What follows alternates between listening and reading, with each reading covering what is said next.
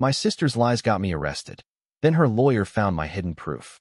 Before we begin the story, make sure to subscribe to our channel and never miss more incredible stories every day. I always thought betrayal would feel like a knife to the back.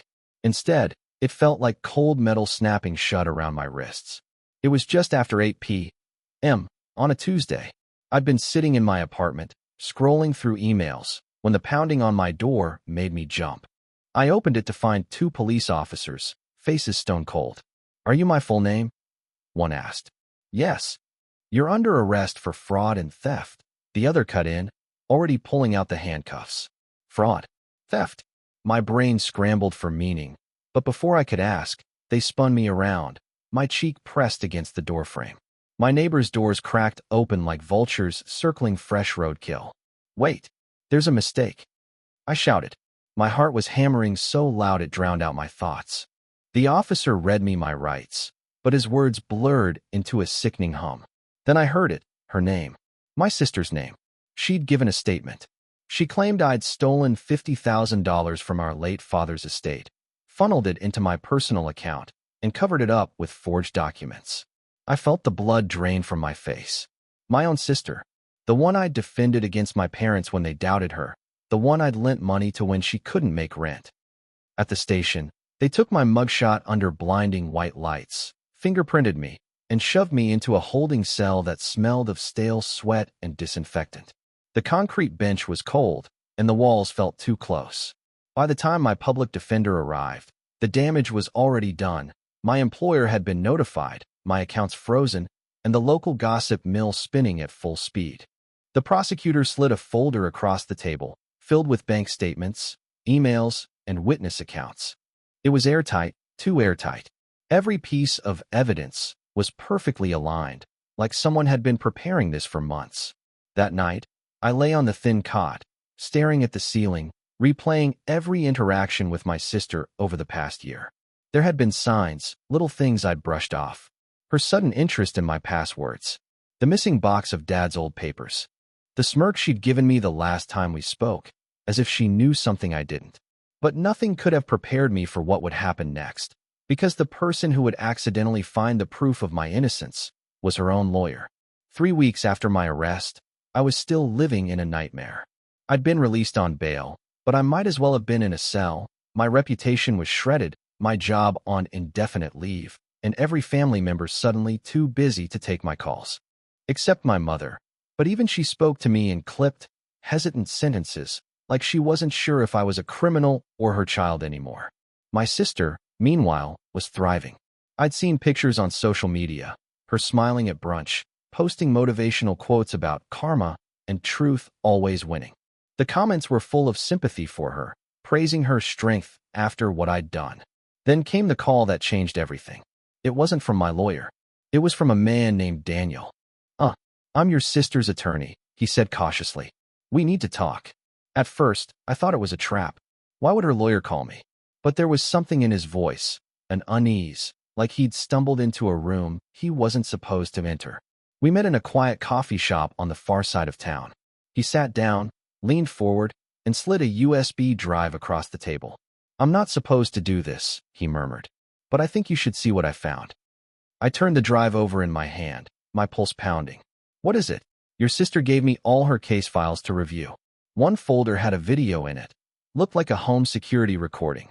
I don't think she realized it was there. It doesn't line up with her statement to the police." Every instinct screamed not to trust him. But then he added, "If this gets out, I could lose my license. But I can't unsee it. She's lying, and it's worse than you think." He stood up to leave, but before walking away, he said one last thing. "Check the timestamp. And look at who else is in the video." That night, I plugged the USB into my laptop. My hands were shaking so badly, I almost dropped it. The screen lit up with grainy footage of my sister, smiling, relaxed, handing a stack of papers to someone I recognized instantly. It wasn't just anyone. It was the same police officer who had arrested me. I replayed the video 3 times, each loop tightening the knot in my stomach. The footage was clear enough to remove any doubt. My sister was sitting at a small kitchen table, sliding a thick envelope across to Officer Grant, the same man who had slammed my face against my front door and cuffed me without a word of hesitation. The timestamp made my head spin. It was recorded just 2 days before my arrest. That meant the so-called investigation was already in motion before I'd even been accused. This wasn't justice. It was a setup. I sat there in the dark, the glow of the laptop the only light in the room, wondering how deep this went. Bribery? Favors? Blackmail? I didn't know what they were exchanging, but I knew one thing. It wasn't anything that belonged in a police officer's hands. The next morning, I met with my own lawyer, Sandra. She was sharp, unflinching, and brutally honest. I slid the USB across her desk. She plugged it in, watched the footage in silence, and then looked up at me with eyes like steel. "This is damning," she said slowly. "But it's also dangerous. If we go public without proof of what's inside that envelope, it's your word against theirs. And they'll bury you." I leaned forward. "So we find out what was in it." Her jaw tightened. "That means going after both your sister and a cop. If you're wrong." She let the sentence hang. We both knew the risk. That night, I couldn't sleep. I kept thinking about the way Officer Grant had looked at me during the arrest. Cold, almost smug. I thought about my sister's smirk in that final conversation before she cut me off completely. And I thought about my father's estate, the missing documents, and her sudden financial luck in the months after his death. The pieces were starting to click together, but I needed more than suspicion. I needed undeniable, career-ending, freedom-saving evidence. The problem was, the only person who might know what was in that envelope was someone I swore I'd never speak to again. My mother. I hadn't spoken to my mother in weeks. Not since she told me, in a trembling voice, that maybe it's best if we don't talk until this is over. It had felt like a slap, but deep down, I knew it came from fear. My sister was the golden child, the one Mom bragged about to her friends. I was the difficult one, the one who argued, asked questions, and didn't play along with family politics. Still, if there was anyone who might have seen that envelope before it vanished, it was her. My mother had always been the unofficial gatekeeper of our family documents. Dad's will, the property deeds, bank statements. They had all passed through her hands at one point. I called her 3 times before she picked up. "What is it?" she asked, her tone already defensive. "I just need to ask about something you might have seen," I said. "It's important, Mom. Really important." Silence. Then a sigh. "If this is about your sister." "It is," I cut in. "And it's about something she gave Officer Grant 2 days before my arrest." Another long pause. "You shouldn't be talking like this. People might be listening." "Mom, please. If you know what was in that envelope." She lowered her voice to a whisper. "I didn't see inside. But I know it came from your father's old files. She took them from my house when you weren't there." My chest tightened. "Which files?" She said they were just old bank records, but I remember the folder. It was labeled Amendment Will. My father's will had been settled years ago. At least, I thought it had. If there was an amendment, and my sister had hidden it, that could mean everything about the estate distribution was wrong. Maybe the money she accused me of stealing had never been mine to begin with. It had been hers to hide. "Mom, do you still have any copies?" I asked, barely breathing. Her answer chilled me. "No. She took them all. And she told me, if I ever mentioned it, I'd regret it." Before I could respond, there was a sharp knock on my apartment door. When I peeked through the peephole, my stomach dropped. It was Officer Grant. For a few seconds, I couldn't move. My breath caught in my throat as Officer Grant's silhouette shifted behind the frosted glass. He knocked again, slow, deliberate, like he had all the time in the world. "Open up. We need to talk." His voice boomed through the door. Every instinct screamed, "Do not open that door." But ignoring a cop wasn't exactly a safe bet, especially not one already tied to my arrest. I grabbed my phone, hit record, and slipped it into my pocket before unlocking the chain. Grant stepped inside without waiting for an invitation. He was in plain clothes this time, but the same air of authority hung around him like a bad smell. He looked around my apartment, eyes scanning the walls, the table, my laptop, like he was cataloging everything in sight. "Got a minute?" he asked, but it wasn't a question. I kept my back straight. "What's this about?" He smirked, like he enjoyed the game. "Just came to give you some friendly advice. Stop digging into things that don't concern you." I felt my pulse hammer in my ears. "You mean my own case?" "Your sister's case," he corrected, stepping closer. "You start asking the wrong questions, and suddenly your bail could get revoked. Wouldn't want that, would you?" I clenched my fists. "Is that a threat?" He leaned in so close I could smell the coffee on his breath. No, that's a promise. He left without another word, but the message was clear. I was getting too close. The moment the door clicked shut, I pulled my phone from my pocket. The recording was crystal clear, his voice, his threats, every word. It wasn't enough to clear me, but it was leverage. I sent a copy to Sandra with a single text. We just got our first weapon. An hour later, she called back, her tone urgent. This changes things. But we'll need more, enough to prove a conspiracy. And I think I know how to get it, but you're not going to like it. I swallowed hard. Try me. Her answer made my skin crawl. We're going to have to get your sister to incriminate herself on camera. Sandra didn't waste time sugarcoating it. If we can get your sister to talk about the will amendment, the money, and her arrangement with Grant, we can destroy their case. But she's too careful for a casual slip-up. We need her cornered. My gut twisted. She hasn't spoken to me in months. She blocked my number. Sandra smiled faintly. Then we'll give her a reason to unblock you. The plan was simple on paper, but dangerous in execution. I'd feed her just enough information to make her think I'd found something bigger than the USB footage. The goal was to make her panic. Panic enough to meet me in person and clear things up. The meeting would be wired, the location under our control. I didn't sleep that night. I kept picturing her face, the innocent expression she'd worn at Dad's funeral, the fake tears in court, the smug brunch photos. My own sister. My blood. The next morning, I created a new email account and sent her a short message. We need to talk. I found something you didn't mean for me to see. Meet me tomorrow, 6 p.m., the old cafe near the lake. Come alone. No signature, no details. Just enough to gnaw at her. Hours later, my phone buzzed. Unknown number. I answered. Her voice was like ice. What exactly do you think you found? I kept my tone calm. If you want to know, you'll have to show up. A pause. Then fine. But if this is some pathetic stunt, you'll regret it. The next day, Sandra and her tech guy set up tiny cameras and a concealed microphone in the cafe's back booth. I got there early, my heart pounding so hard it hurt. At exactly 6:03, she walked in, designer coat, perfect hair, that familiar, calculated smile. She slid into the seat across from me, eyes locked on mine. Well, she said, leaning forward. What did you find? I opened my mouth to answer, and then I saw it. A faint glint of metal at her collar. She was wearing a wire, too. My stomach dropped so fast I thought I might be sick. A wire. She'd come here not to talk, to trap me. I forced myself to keep my face neutral. Nice coat, I said casually, trying to buy time. My mind was spinning. If she was wired, then someone was listening in real time. Probably Grant. Maybe even more. She smirked. You going to tell me what you've got, or did you just want to see me? I wanted to give you a chance, I said slowly, before things get ugly. Her eyes narrowed. Ugly how? I leaned back, lowering my voice. I've got a recording of Grant threatening me, and that's just the start. Her composure cracked, just for a second, but then she laughed. You always did love your little stories. She glanced toward the cafe entrance, almost like she was expecting backup to arrive at any moment. Sandra had warned me this could happen.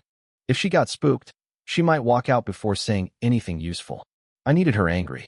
Angry people make mistakes. You know, I said, my voice steady. Dad would be disgusted if he knew what you did with the will amendment. Her head snapped toward me. You don't know anything about that. Bingo. I kept going. I know you stole it from Mom's house. I know you handed something to Grant 2 days before I was arrested. And I know whatever's in that envelope will ruin you. For the first time, her smile faltered completely. You have no idea who you're messing with, she hissed. I glanced at the small security camera hidden in the plant next to our booth, making sure my posture stayed open. Every word needed to be clear on our recording. Then enlighten me. She leaned in, her voice low and venomous. You think I did this alone? Before I could respond, the cafe door swung open, and Officer Grant stepped inside. The second I saw Grant, my pulse spiked. He scanned the cafe like he owned the place, eyes locking on our booth. My sister's posture shifted, relaxed now, like she'd just played her final card. Grant walked over, not even pretending this was a coincidence. He slid into the seat beside her, his arm draped casually over the backrest, like this was some friendly reunion. Well, he said, smirking at me, isn't this cozy? I kept my breathing even, though my hands were sweating under the table. The mic Sandra had hidden in my jacket was still rolling. Every word counted. Funny, I said. I was just telling my sister how interesting it is when police officers accept mystery envelopes from their key witnesses. His smirk vanished for half a second, then returned. Careful, you're already in enough trouble. Adding false accusations won't help you. False. I leaned forward. I've got a timestamped video. Clear as day. Want me to send you a copy? Grant's jaw tightened. My sister shot him a look, subtle but urgent.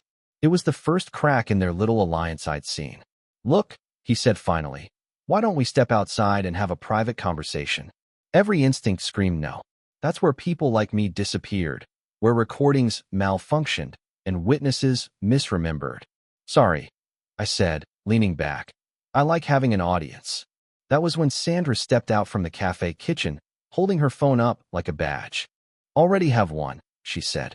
And you're both starring in it. Grant froze. My sister went pale. The cafe had suddenly gone dead quiet, everyone watching. But before Sandra could say another word, my sister stood abruptly, grabbing her bag. This meeting's over, she snapped. She headed for the door, Grant right behind her. I thought they were retreating, until I noticed the slip of paper she'd left under her coffee cup. It was a note. One line, written in her handwriting. Meet me alone. No lawyers. I'll tell you everything. I stared at the note, my mind racing. If this was real, it could be my chance to finally rip the truth out of her. If it was a trap, well, Grant wouldn't hesitate to make me vanish from the case altogether. Sandra was at my shoulder in seconds. What is it? She asked, eyeing the paper. I slid it into my pocket before anyone else could see. Nothing that changes the plan. I lied. The truth was, I couldn't tell Sandra. Not yet. If my sister was finally willing to talk without Grant breathing down her neck, I had to hear her out. And if I told my lawyer, she'd shut it down immediately.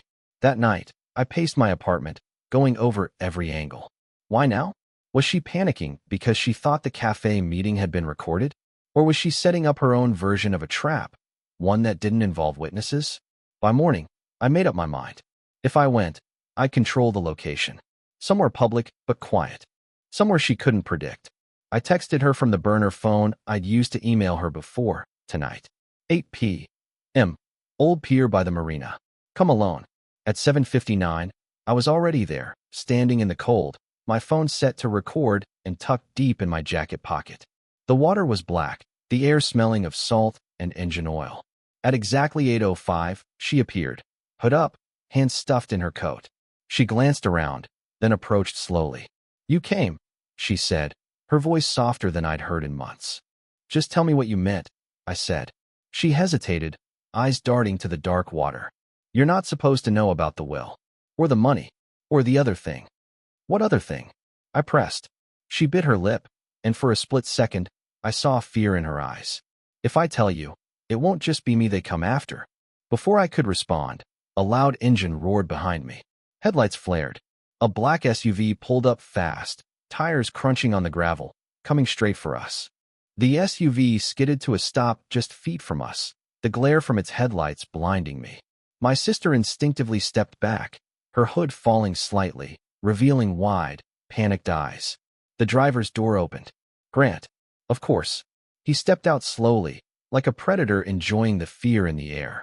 Funny place for a family reunion, he said, his voice dripping with mockery. I shifted my stance, keeping my sister in my peripheral vision. Following us now?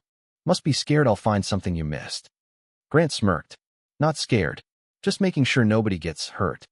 The passenger door opened, and a second man got out. A stranger, tall and broad, wearing a dark jacket with no visible ID. His face was hard, unreadable. He didn't look like a cop. Grant nodded toward him. This is a friend who's very invested in keeping certain things quiet. My sister's breathing quickened. I told you I could handle it, she hissed at Grant, but her voice shook. The stranger took a step closer. You both need to understand something. That envelope? It was never supposed to exist. And if anyone... He stopped mid-sentence, noticing something. I followed his gaze and realized he was staring at the faint red light inside my jacket pocket, my phone still recording. In one motion, he lunged forward, grabbing at me. I twisted away, the phone slipping from my grasp and clattering to the ground. Grant kicked it hard, sending it sliding into the shadows under the pier. You're done playing detective, Grant said, his tone flat now. This ends tonight. The stranger reached into his jacket, and my sister's voice cut through the chaos. Stop. Not here. Her words carried a strange urgency, not just fear for herself, but maybe for me too? It didn't matter.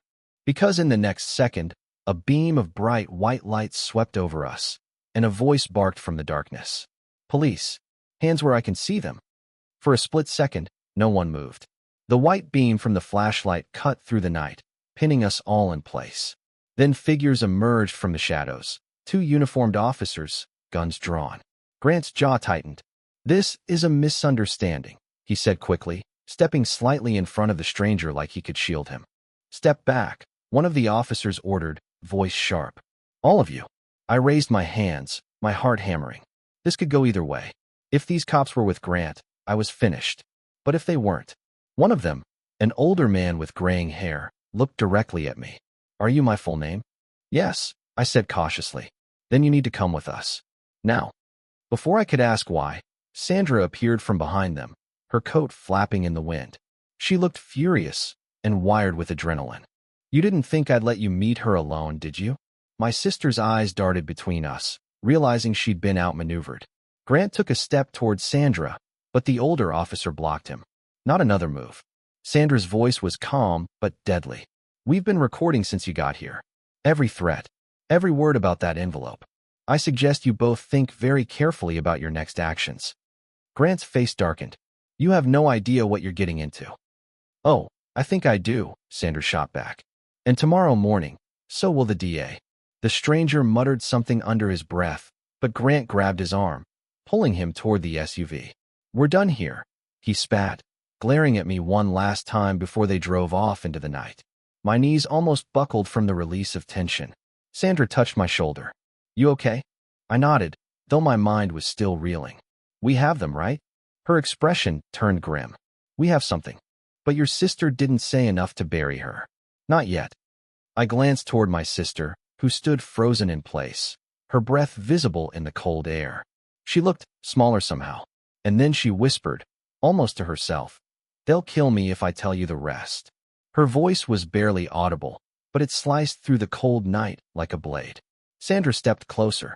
Who will? My sister's eyes darted to the dark road where the SUV had disappeared. The people behind Grant. The ones who wanted Dad's amendment gone. You think I started this? I'm just stuck in it. I felt my jaw tighten. You lied to get me arrested. That's not being stuck. That's being part of it. Tears welled in her eyes, but she quickly blinked them away. They told me if I didn't help, they'd ruin me.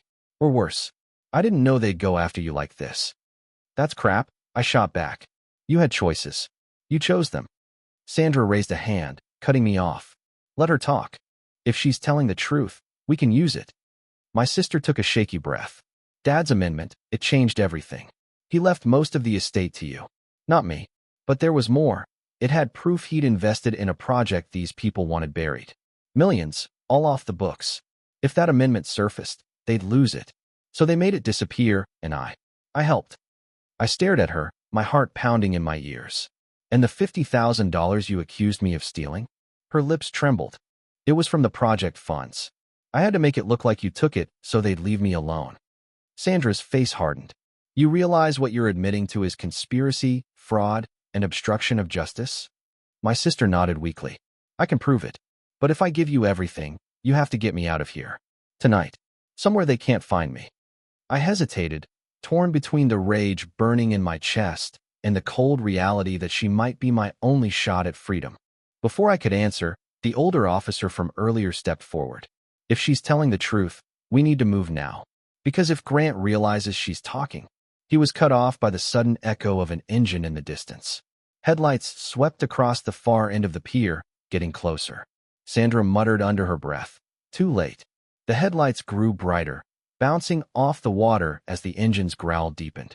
Whoever was behind the wheel wasn't creeping in. They were charging. Sandra snapped into action. We move now. She grabbed my arm and motioned to the older officer. Get her in the car. My sister didn't hesitate. She bolted toward the unmarked police sedan parked at the edge of the pier, the officer close behind. I followed, my sneakers pounding the wooden boards, every step echoing in my ears. The incoming vehicle swerved hard, tires spitting gravel, blocking the pier's only exit. The same black SUV. Grant jumped out of the driver's seat, his gun drawn, not a standard-issue sidearm, either. "Nobody leaves," he barked. The stranger from before emerged on the passenger side, holding something small and metallic in his gloved hand. Even from 20 feet away, I could tell it wasn't good. The older officer shouted, "Drop it." Grant just smiled. "You've got no authority here, old man. Walk away." Sandra stepped forward, her voice steady. "I've got everything you've said tonight, Grant, live-streamed to a secure drive. Hurt us, and it all goes public." For the first time, I saw a genuine uncertainty flicker across his face. He looked to my sister. "Don't make this worse. Get in the SUV." She shook her head, her voice trembling but clear. "I'm done." The stranger took one step forward, too close. The older officer fired a warning shot into the air. Chaos erupted. Sandra yanked me toward the sedan. "In the car now?" We dove into the back seat just as my sister slammed the door beside me. The older officer jumped in the front, floored the accelerator, and we shot backward down the pier. The SUV gave chase instantly, its headlights searing into the rear window. The wind roared in my ears, my pulse pounding with every swerve. "We can't outrun them," the officer said through gritted teeth. "We need to make them crash or lose sight of us." I glanced at my sister, who was clutching her bag like her life depended on it. "What's in there?" I asked. She met my eyes. "Everything you need to bury them." I stared at the worn leather bag in her lap, my mind spinning. If she was telling the truth, that bag could end everything. My charges, Grant's career, maybe even the people pulling his strings. Sandra twisted around in her seat. "What's inside?" My sister clutched it tighter. Original copy of Dad's will amendment. Bank ledgers. Emails between Grant and his friends. Enough to prove this whole thing was a setup. "Then hand it over." I snapped. "We can end this now." Her grip didn't loosen. "If I give it to you, they'll know I talked. They'll come for me first." "They're already coming for you," Sandra said sharply, glancing in the mirror at the SUV still tailing us, headlights bouncing with every turn. The older officer took a hard left, sending us down a narrow service road that ran parallel to the marina. "We've got maybe 2 minutes before they cut us off." I leaned closer to my sister. "You want protection? Give us the evidence. We take it to the DA tonight. You go into protective custody. That's the only way this ends without you in a body bag." Her eyes darted between me and Sandra, and for the first time, I saw her armor crack completely. She unzipped the bag and pulled out a thick, weathered manila envelope. My name was written across it in my father's handwriting. I reached for it, and then the car jolted violently. Metal screamed as the SUV slammed into our rear bumper, shoving us forward. "Hold on," the officer yelled, wrenching the wheel. The tires skidded, the world outside a blur of shadows and flashing water. The envelope slipped from my sister's hands, landing between the seats.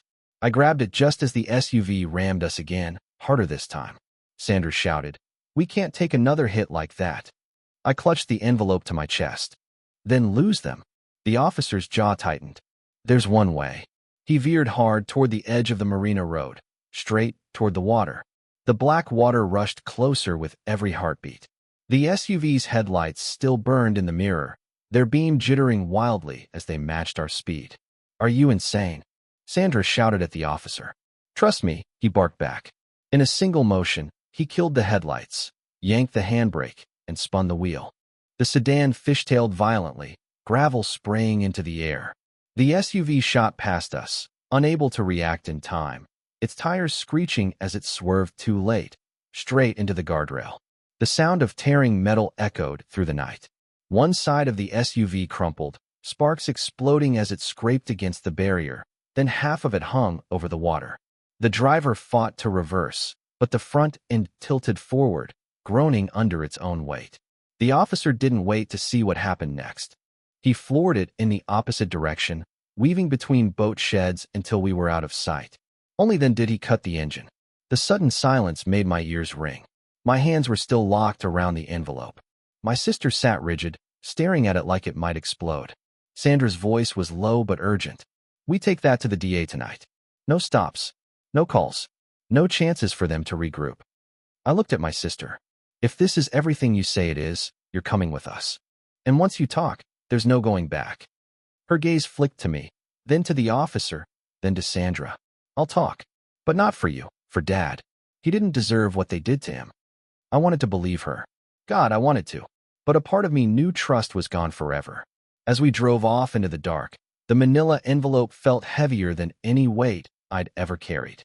Inside was my freedom, the truth, and maybe a death sentence for everyone involved. For the first time since my arrest, I knew the end was coming. I just didn't know if we'd survive it.